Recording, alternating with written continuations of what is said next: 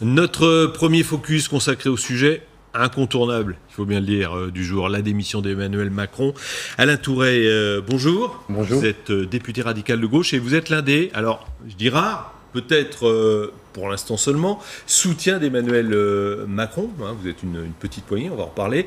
La première question qui se pose, c'est le positionnement politique de l'ancien ministre de l'économie. Pour tenter de comprendre, on va écouter quelques extraits. Décidé qu'on allait créer un mouvement politique. C'est un mouvement politique qui ne sera pas à droite, qui ne sera pas à gauche. L'honnêteté m'oblige à vous dire que je ne suis pas socialiste. Je vais vous le dire de manière la plus claire possible. Pour ma part, je suis de gauche. Bon alors, de gauche, pas socialiste, ni de droite, ni gauche. Il est où en fait, Emmanuel Macron ? Il est dans le cas des majorités d'idées. C'était Edgar Faure qui utilisait ce terme, les majorités d'idées. C'est-à-dire qu'on a la possibilité, entre républicains, de se retrouver sur tel ou tel domaine, sur tel ou tel acteur, sur telle ou telle action. Edgar Faure, c'est pas vraiment le renouveau de la politique française. Bien sûr que non. Avec tout le respect pour cet ancien homme politique français. Je dis que c'est lui qui avait utilisé cette phrase. Et la notion de majorité d'idées me semble être quelque chose d'important là-dessus. La notion de droite-gauche qui a très longtemps mené la politique française, au moment où le Front National fait près de 30%, qu'est-ce que ça veut dire ? Et au moment où l'extrême gauche, qui ne se retrouve pas dans cette division droite et gauche, tout simplement, on a un quadripartisme pratiquement qui s'est établi. Donc à partir de là, ça me semble plus important de pouvoir se déterminer sur des actions, sur des ambitions, sur des fonctions, que sur ce prédéterminisme de droite et gauche. Mais est-ce qu'il n'y a pas un problème quand même de lisibilité et de cohérence dans la démarche d'Emmanuel Macron ? Non, je ne le crois pas. Moi, je ne le connaissais pas. J'ai été l'un des rapporteurs de la loi Macron. J'ai été totalement séduit par la manière... L'ensemble des rapporteurs ont adhéré chez lui. Qu'est-ce qui vous a séduit chez lui ? La manière dont il expliquait l'économie et la politique. Et qu'il y ait un homme jeune qui sorte... Ça fait longtemps que je fais de la politique. Pour une fois, on avait à gauche quelqu'un qui représentait quelque chose de fort.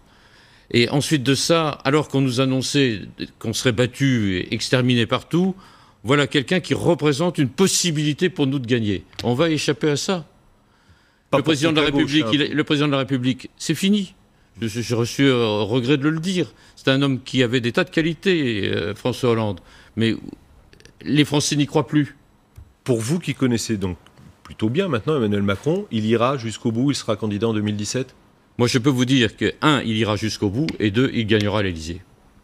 Il y a peut-être une recomposition politique qui se dessine. Alors je rappelle que vous êtes radical de gauche. On va regarder ce qu'a dit Jean-Christophe Lagarde, c'est le président de l'UDI, dans une interview ce matin dans Le Parisien. Je le cite, il peut être porté par une candidature UDI.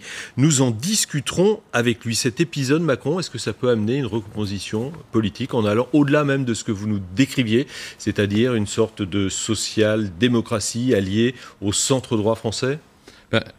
Le centre, il a eu des moments de grandes espérances. Avec Alain Poher, il faisait 25%. À un moment donné, avec François Bayrou, il faisait 18%. Avec Giscard d'Estaing, il faisait encore plus même. Giscard, c'est un homme plus compliqué que le simple centrisme. C'est plus compliqué que ça. Mais enfin, il y a à ce niveau-là, incontestablement, un espace qui existe et qui attend d'être rempli. La nature a horreur du vide. Et je pense que la décision prise par hier Macron annihile, 1, les chances de Bayrou, 2, les chances de Hollande. Et est-ce que vous êtes prêt, donc on a compris que pour vous c'était oui, mais à porter pour votre parti, radical de gauche, tout ce qui lui fait défaut, parce que maintenant, il a parti En Marche, on ne sait pas très bien de quel budget il dispose. Il risque d'avoir un problème de signature aussi pour se présenter à la présidence. Non, vous pensez qu'il aura les signatures pour se présenter à la présidentielle ? Christiane Taubira a eu 600 signatures. Et vous croyez qu'Emmanuel Macron n'aura pas 500 signatures ? Au Il risque en aura 2000, d'affaiblir 3000. D'accord, au risque d'affaiblir peut-être les autres candidats de gauche et donc toutes les infrastructures qui lui font pour l'instant a priori défaut. Vous roulez pour Emmanuel Macron ? Écoutez, moi je peux vous dire qu'en 3 semaines, Emmanuel Macron, dans le Calvados, il y a eu 1000 personnes qui l'ont rejoint. 1000 personnes. Le Parti Socialiste, c'est à peu près ce qu'il a comme nombre de militants. Donc en 3 semaines, là. Bon, alors ça m'a semblé intéressant de voir à peu près quelles étaient les personnes qui venaient. C'est globalement 2 tiers de droite, 1 tiers de gauche. Et c'est toute la France qui se bat. C'est la France vous savez, la fameuse France qui se lève tôt, eh bien, elle se retrouve avec lui. Et deuxièmement, la jeunesse. Moi, j'ai été extraordinairement surpris. Les réunions de section du Parti socialiste, en général, la moyenne d'âge, c'est 70 ans. Là, ce sont des gens de 25-30 ans. Même la Il y a France quand même qui se quelque lève tôt, chose... parce que, allez, l'épisode du costume, pour si vous travaillez, vous pouvez vous payez un costume, c'est la phrase qu'il avait prononcée devant un syndicaliste. Est-ce que cette France qui se lève tôt, pour reprendre votre expression, elle se reconnaît en lui? Tout à fait. Et vous savez, ces espèces de petits épisodes font beaucoup plus à un moment donné que de grands discours. Moi, je me rappelle Bayrou qui avait flanqué une paire de baffes à quelqu'un qui lui faisait les poches. Bon, ben, à un moment... 2002, c'est à la présidentielle, à Strasbourg. Il a gagné, il a doublé son capital électoral par ce seul événement. La politique, c'est quelque chose de curieux. Bon, moi, je suis intimement persuadé que Emmanuel Macron représente la seule possibilité actuellement pour les républicains de gauche d'avoir une chance d'investir l'Élysée. Et combien de parlementaires, pour l'instant, se retrouvent derrière lui? Je vous présentais comme l'un de ses soutiens, donc député, PRG du Calvados. On peut citer qui d'autre? Écoutez, il y avait un tiers du groupe des radicaux de gauche au dernier déjeuner qu'il a organisé à Bercy. Bon, ça fait quoi, 5, 6, 7? Oui, largement. Bon, deuxième chose, en ce qui concerne les députés socialistes, on peut considérer qu'il y en a globalement une trentaine ou une quarantaine qui sont déjà engagés. Mais on est à la veille des investitures. Bon, il faut voir aussi que tout un certain nombre de gens hésitent. Bon, et puis il y avait aussi le fait qu'on n'était pas certain qu'Emmanuel aille jusqu'au bout. Moi, il me l'a toujours dit. Il m'a toujours dit, Alain, j'irai jusqu'au bout. Donc il sera candidat en 2017. Il sera candidat en 2017 et il gagnera en 2017.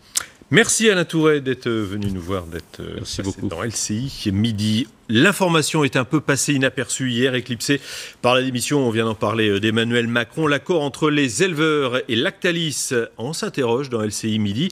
Est-ce un bon accord et surtout, permettra-t-il de résoudre sur le long terme la crise qui traverse périodiquement le secteur? Nicolas Chabanne, bonjour. Vous êtes co-initiateur de la marque du consommateur.com. C'est pas mal fait comme site. Il y a même, on a fait un sujet dans LCI au mois d'août sur ce site. Vous proposez des produits sur Internet qui sont issus des critères de choix des consommateurs et notamment du lait. Alors, on va s'attaquer donc à ce dossier. En décembre, le prix payé par Lactalis passera à 300 €.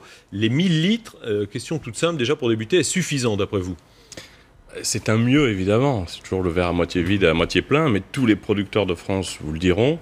Il faut au minimum 35 centimes par litre, donc 350 du 1000, et plutôt d'ailleurs 390 ou 400. Voilà ce qui est une réalité de prix pour avoir une vision d'avenir durable. Voilà.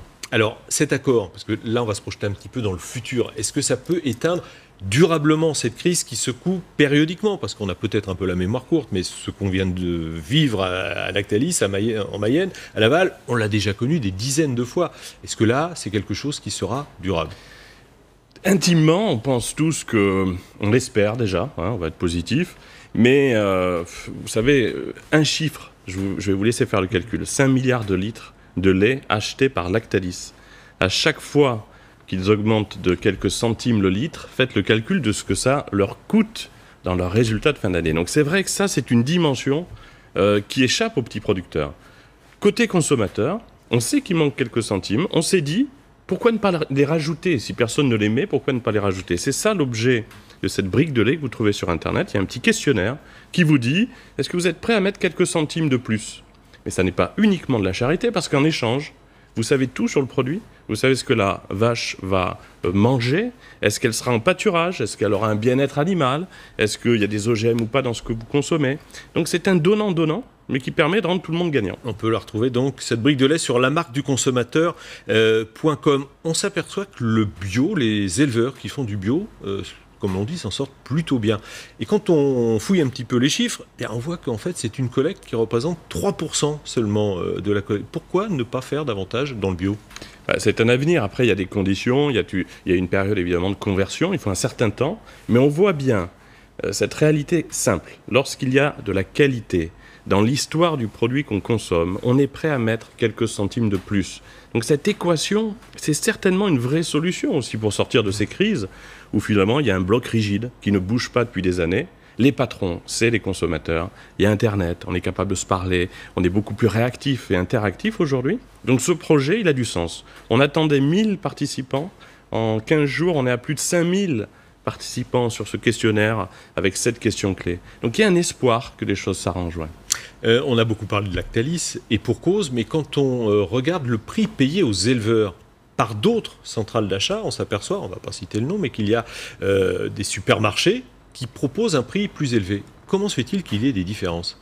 Vous avez un collecteur qu'on connaît qui s'appelle LSDH, la laiterie de Saint-Denis, qui par nature a décidé de mieux payer. D'ailleurs, c'est le partenaire de la démarche. Il paye 310 depuis le début de l'année et avant même toute négociation. Et eux, ils peuvent, donc financièrement, ils ont les moyens. Il y a un article récemment là, qui est paru, on voit que c'est un pari gagnant, parce que le consommateur ne veut plus être complice, indirectement, d'une situation qui va dégrader la vie d'un producteur. Donc, le patron, c'est le consommateur. Il faut que tout le monde redevienne très humble face à cette réalité. On lui donne la parole. Et réorganisons-nous humblement autour de cette parole du consommateur. C'est ce qu'on essaie de faire, nous, dans le cadre de la démarche. Merci beaucoup, Nicolas Chaban, d'être venu nous voir sur le plateau de LCI Midi. Merci beaucoup, Alain Tourret. Et à bientôt, dans quelques instants, un journal sur LCI.